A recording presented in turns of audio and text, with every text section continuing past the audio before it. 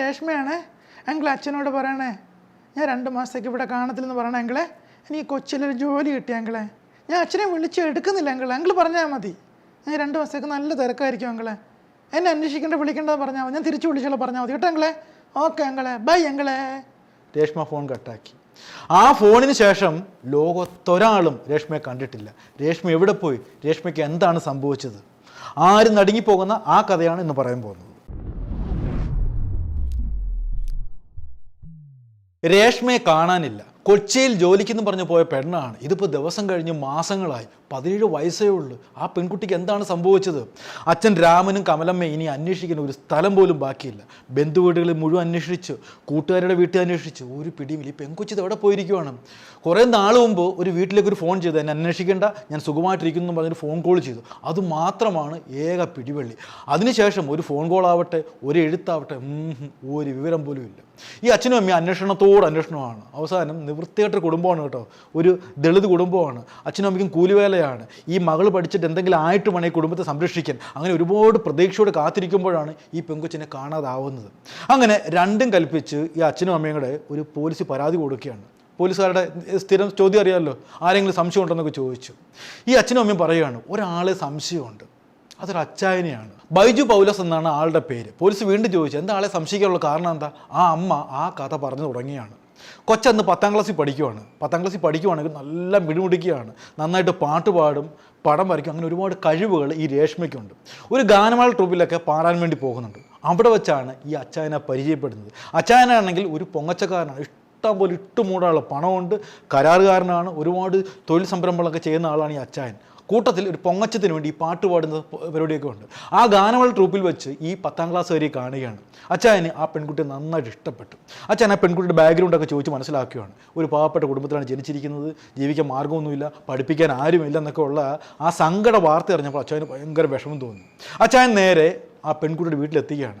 ആ അച്ഛനും അമ്മയ്ക്ക് ഉറപ്പ് കൊടുക്കുകയാണ്, ഒരു കാര്യം ചെയ്യ്, വിഷമിക്കേണ്ട, ഞാൻ ഈ കൊച്ചിൻ്റെ പഠിത്ത കാര്യങ്ങളും അവളുടെ ജോലി വരെയുള്ള കാര്യങ്ങളെല്ലാം ഞാൻ ഏറ്റെടുത്ത് നടത്താൻ എന്നൊക്കെ ഒരു ഉറപ്പ് ആ വീട്ടുകാർക്ക് കൊടുക്കുകയാണ്. ആ രാമനും കവലമ്മയ്ക്കും ഭയങ്കര സന്തോഷമായി. ആ കൊച്ചെങ്കിലും രക്ഷപ്പെടട്ടെ, അവളെ പഠിപ്പിച്ച് വലുതാക്കാൻ ഒരാൾ വന്നിട്ടുണ്ടെങ്കിൽ അത് വലിയ കാര്യമില്ല. അതൊരു വലിയ ആശ്വാസമായിട്ട് ആ മാതാപിതാക്കളെ കണ്ടു. പിന്നീടുള്ള കാര്യം മുഴുവൻ നോക്കി നടത്തുന്നത് ഈ ബൈജു പൗലോസ് എന്ന് പറഞ്ഞ അച്ചായനാണ്. കൊച്ചിനെ നേരെ +2 പഠിപ്പിക്കുകയാണ്. കൊച്ചി നന്നായിട്ട് പഠിച്ചു. അതുകൂടാതെ തന്നെ കൊച്ചിനെ ഇനി ഈ അമ്പലത്തറ എന്ന് പറയുന്ന ആ പട്ടിക്കാട്ടി വിട്ട് പഠിപ്പിക്കാനൊന്നും പറ്റത്തില്ല. കാരണം കൊച്ചി നന്നായിട്ട് പഠിക്കണം.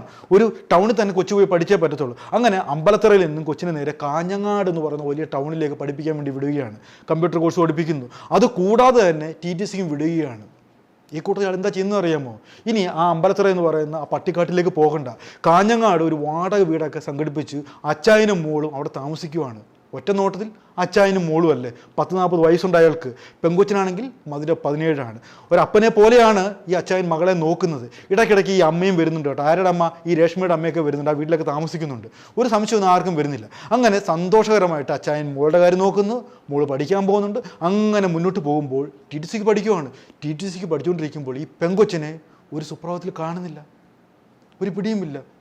പഠിക്കാൻ പോയപ്പോൾ കൊച്ചിനെ പിന്നെ ആരും കണ്ടിട്ടേ ഇല്ല. പക്ഷേ പെൺകുട്ടിയെ കാണാതാകുന്നതിന് മുൻപ് തന്നെ പെൺകുട്ടി തന്നെ വീട്ടിലേക്ക് വിളിച്ചു പറഞ്ഞല്ലോ, എന്നെ തിരയണ്ട, ഞാൻ കൊച്ചിയിലേക്ക് പോവുകയാണെന്ന് പറഞ്ഞല്ലോ.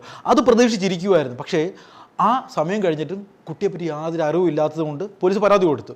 പോലീസ് കൊച്ചി മുഴുവൻ തപ്പിയിട്ടും പെൺകുട്ടിയുടെ ഒരു പൊടി പോലും കണ്ടെത്തുന്നില്ല. ആദ്യമേ തന്നെ ഈ അച്ചായനെ പോലീസ് നല്ലതായിട്ട് സംശയമുണ്ട്. പക്ഷേ അയാളിലേക്ക് എത്താൻ ഒരു തെളിവുമില്ല.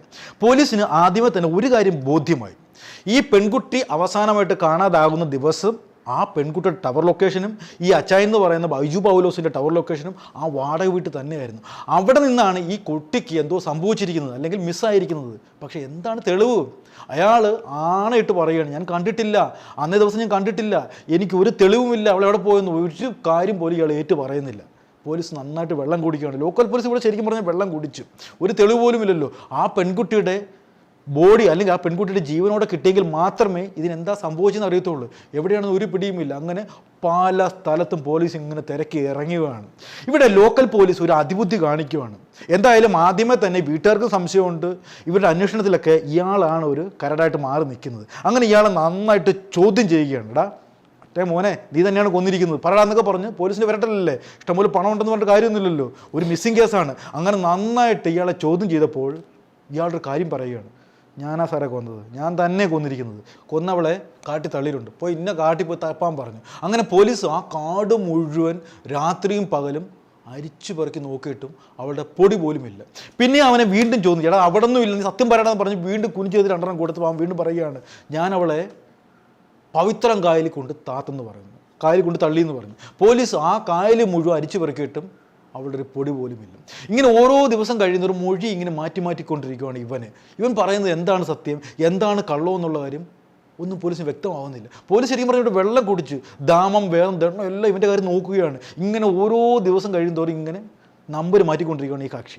പോലീസ് ഇവിടെ അവനെ വെറുതെ വിടുകയാണ്, നീയായി നിൻ്റെ പാടെ, പക്ഷേ നീ ഇന്നലെ നാളെ തൂക്കുന്നുള്ള ഒരു വാണിംഗ് കൊടുത്ത് അവനെ വിടുകയാണ്. ഇനിയിപ്പോൾ കേസ് അന്വേഷിക്കുന്നത് ലോക്കൽ പോലീസിൽ നിന്ന് ക്രൈംബ്രാഞ്ചാണ്. ക്രൈംബ്രാഞ്ച് സട്ടക്കുട്ടഞ്ഞ് എഴുന്നേക്കുവാണ്, ഇവൻ തന്നെയാണ് പ്രതി, ഇവൻ അറിയാതെ ഒരു സംഭവം ആ പെൺകുട്ടിക്ക് സംഭവിക്കുന്നില്ല എന്നുള്ള ധാരണയിൽ തന്നെ കേസ് അന്വേഷിച്ച് മുന്നോട്ട് പോവുകയാണ്. ഈ ക്രൈംബ്രാഞ്ച് ആദ്യമേ ചെയ്ത പണി എന്താണെന്ന് അറിയാമോ? ഈ പെൺകുട്ടിയുടെ പിറകിലേക്കാണ് ആദ്യമേ തന്നെ പോയത്. പെൺകുട്ടി അന്ന് SLCക്ക് പഠിക്കുമ്പോൾ മുതൽ ഈ TTC വരെയുള്ള കാലയളവിലെല്ലാം ഈ അച്ചായൻ്റെ സജീവ സാന്നിധ്യം ഈ പെൺകുട്ടിയുടെ ഒപ്പം ഉണ്ടായിരുന്നു.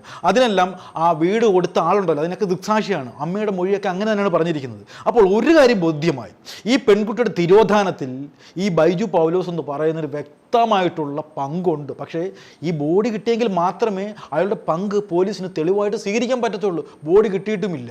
ഈ ക്രൈംബ്രാഞ്ച് ചെയ്ത അടുത്ത പണി എന്താണെന്ന് വെച്ചാൽ, ഈ പെൺകുട്ടി മിസ്സായ നാളു മുതൽ ഇന്നു വരെയുള്ള, അപ്പോഴത്തേക്ക് 15 വർഷമായി കേട്ടോ, ഓർത്തോണം, 15 വർഷം നടന്നുകൊണ്ടിരിക്കുകയാണ്. അപ്പോൾ ആ കാലയളവിനുള്ളിൽ മിസ്സായിട്ടുള്ള ആൾക്കാരെ പറ്റിയുള്ള വിവരങ്ങൾ ശേഖരിക്കുകയാണ്. ഏതെങ്കിലും അജ്ഞാത ശവശരീരങ്ങൾ കിട്ടിയിട്ടുണ്ടോ, അത് എവിടെയാണ് മറവ് ചെയ്തിരിക്കുന്നത്, ആ ഡീറ്റെയിൽസ് എല്ലാം തപ്പിയെടുത്തിരിക്കുകയാണ്. അങ്ങനെ ഒരുപാട് അജ്ഞാത ശവങ്ങളെ പറ്റി പോലീസിന് തെളിവുകൾ ഇങ്ങനെ കിട്ടിക്കൊണ്ടിരിക്കുകയാണ്. പലയിടത്തും പോയി കുഴി മാന്തിയെടുത്ത് നോക്കുന്നുണ്ട്, പലതും ഈ ഡീറ്റെയിൽസൊക്കെ ശേഖരിച്ചു. അങ്ങനെ കടലിൽ നിന്നും ഒരു ബോഡി കിട്ടിയതായിട്ടുള്ള ഒരു തെളിവ് പോലീസിന് കിട്ടുകയാണ്. ഒരു അസ്ഥികൂടം, അത് ഇന്ന സ്ഥലത്ത് മറവ് ചെയ്തിട്ടുണ്ടെന്നും പോലീസിന് മനസ്സിലായി. അങ്ങനെ ആ കുഴി മാന്തിയെടുത്ത് അതിൻ്റെ DNA ശേഖരിക്കുകയാണ്. ഈ ബോഡികളുടെ എല്ലാം അതേസമയം DNA ശേഖരിക്കുന്നുണ്ട്. അങ്ങനെ ശേഖരിച്ച DNA എല്ലാം പോലീസ് പരിശോധിക്കുകയാണ്, പഠിക്കുകയാണ്.